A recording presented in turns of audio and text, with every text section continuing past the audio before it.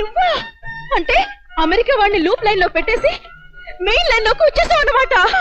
నా బిడ్డకు తండ్రి, తిరుపతి పొలాల్లో విమానంలాగా ఇక్కడికి ఎంత సేఫ్టీగా దిగిపోయావు నా లవరు.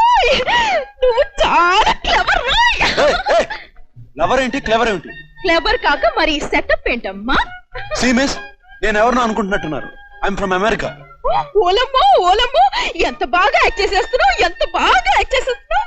ఈ సంవత్సరపు ఉత్తమ నటుడు నువ్వేరా నా బంగారు నందు.